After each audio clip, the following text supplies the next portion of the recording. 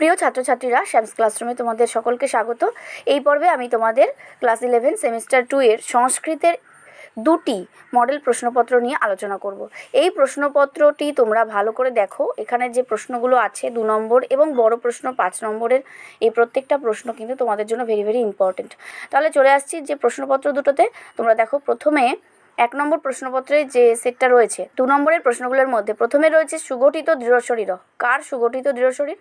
তার দেহের বর্ণনা দাও। বুঝতেই পারছো, প্রতিজ্ঞা সাধনাম থেকে নেওয়া হয়েছে। এবং নেক্সট যেটা রয়েছে দেখো, 16 বছর বয়সী ফর্সা যুবকটি কিভাবে এবং কেন পর্বতশ্রেণীর উপর দিয়ে যাচ্ছিলেন, এটাও কিন্তু তোমাদের প্রতিজ্ঞা সাধনাম থেকে নেওয়া। অর্থাৎ দুটো প্রশ্ন আমরা এখান থেকে পাচ্ছি। 3 নম্বর দেখো, ঋতুচর্যার উৎসস্থান কি? এই গ্রন্থের রচয়িতা কে? ভেরি ভেরি ইম্পর্টেন্ট কোয়েশ্চেন, এটা তোমাদের সাজেশনে দেওয়া হয়েছে। এবং 4 দেখো, দিবা স্বপ্নং চ বর্জয়েত। কখন দিবানিদ্রা বর্জন করা উচিত? এই সময় দিবানিদ্রা ছাড়া অন্য আর কি বর্জন করা উচিত? নেক্সট, কর্ণের কবচকুণ্ডলের বৈশিষ্ট্য কী? এবং 6 যেটা রয়েছে, সংস্কৃত প্রতিশব্দ লেখো, পশ্য আর পাদপা। তাহলে এই হলো তোমাদের 5টা 2 নম্বরের প্রশ্ন। 6টা আছে, 5টা লিখতে হবে। নাটক, গদ্য এবং পদ্য, এই 3টে পার্ট থেকে আছে। তাহলে চলে আসছি এবার ব্যাকরণ পোর্শনে। ব্যাকরণ পোর্শন থেকে তোমাদের 5টি প্রশ্নের উত্তর করতে হবে, 2 নম্বরের 10 নম্বর। তাহলে প্রথম যেটা রয়েছে, এচ বলতে কি বোঝায়? সংস্কৃত পদটির সন্ধি বিচ্ছেদ করলে কি হবে? সন্ধির ফলে এখানে কোন নতুন বর্ণের আগমন ঘটেছে? এবং পরেরটা হচ্ছে, ধেনু নাম পদটিতে কোন বিভক্তি ও কোন বচন প্রযুক্ত হয়েছে? বুঝতেই পারছো, এটা উকারান্ত শব্দরূপ। তোমরা উকারান্ত শব্দরূপ ভালো করে পড়বে। তোমাদের কিন্তু আমি শব্দরূপ থেকেও সাজেশন দিয়েছি, তোমরা সেগুলো ভালো করে দেখে নিও, তাহলে কিন্তু তোমরা এগুলো পেরে যাবে। নেক্সট দেখো, পুংলিঙ্গে ও স্ত্রীলিঙ্গে নদ শব্দের তৃতীয়ার একবচনের রূপটি লেখো। চলে আসছি এর পরের প্রশ্নে। শ্রু এর ঋট উত্তম পুরুষ একবচন ও বহুবচন কি কি? এবং নেক্সট হচ্ছে পরিনিশ্চিত রূপটি লেখো। আস এর সঙ্গে সানচ প্রত্যয়, তোমরা জানো আসীন হয়, ক্রিযুক্ত নাথ। নেক্সট যেটা, গচ্ছাত এর মূল ধাতুটি লেখো, পদটিতে কোন প্রত্যয় যুক্ত হয়েছে? খুবই সোজা প্রশ্ন। এরপরে দেখো, সংস্কৃত সাহিত্যের ইতিহাস থেকে, এখান থেকে কিন্তু তোমাদের 2 নম্বরের 3টি প্রশ্ন আছে, অর্থাৎ এগুলো ছোট প্রশ্ন। একে দেখো, অথর্ববেদের উপনিষদ কয়টি ও কী কী?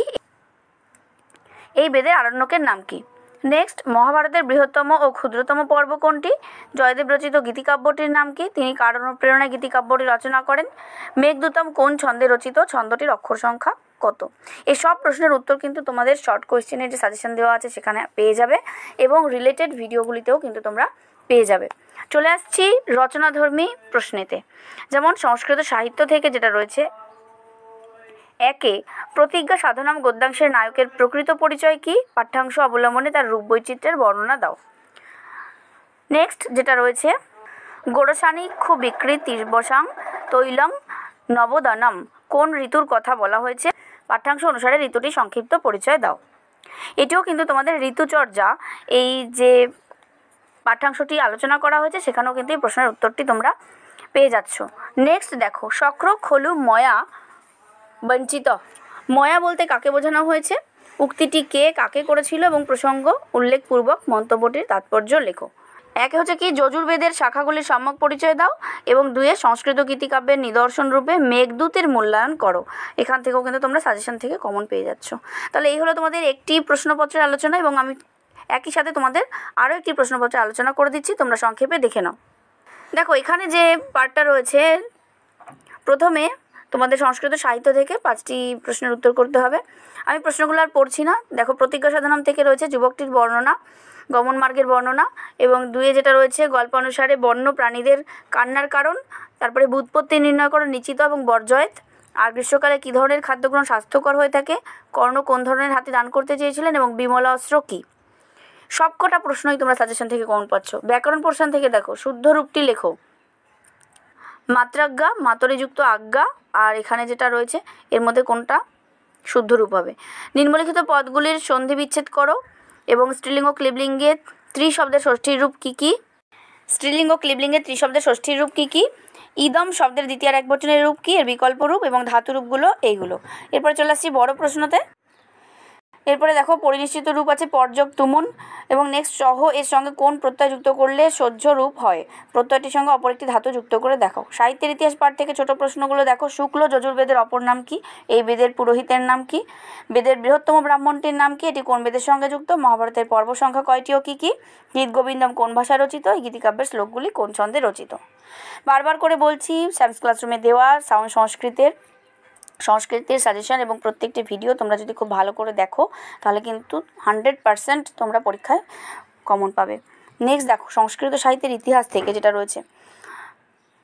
নেক্সট দেখো সংস্কৃত সাহিত্য থেকে বড় প্রশ্ন, প্রতিজ্ঞা সাধনম গল্পে কার প্রতিজ্ঞার কথা বলা হয়েছে? তিনি কীভাবে তার প্রতিজ্ঞা সাধন করেছিলেন?